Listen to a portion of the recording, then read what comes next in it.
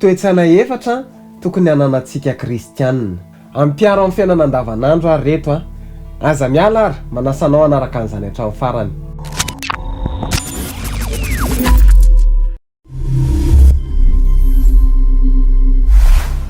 Faly miarabanao izay mpanaraka ny Pejy mitsanganaka miazava dia mankasitraka anao manaraka hatrany ny Pejy.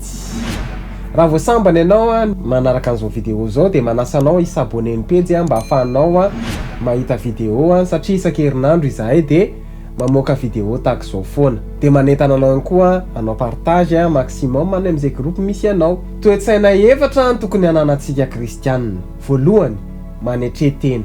Hoy Baiboly fa izay manandra tena kosa no ahetry. Izay manetry tena no asandratra. Tena zava-dehibe ny hananantsika io toe-po io hoe manetry tena. Faharoa, fantaro ny Andriamanitra ao. Manokana fotoana ahafahanao mivavaka, mifandray amin'Andriamanitra, mamaky ny Baibolinao. Manokana 10 minitra farafahakeliny isan'andro amakiana Baiboly.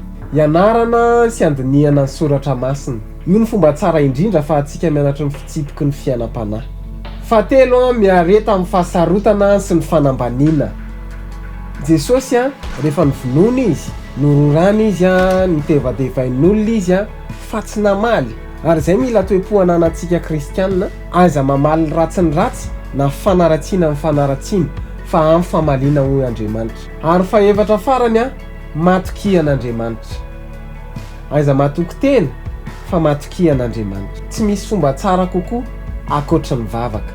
Hitanao ny Andriamanitra raha nafinaritra anao ny vidéo dia aza misalasala, mileke sy micommente sy mipartage dia manome fotoana antsika amin'ny herin'ny androany indray veloma tompoko.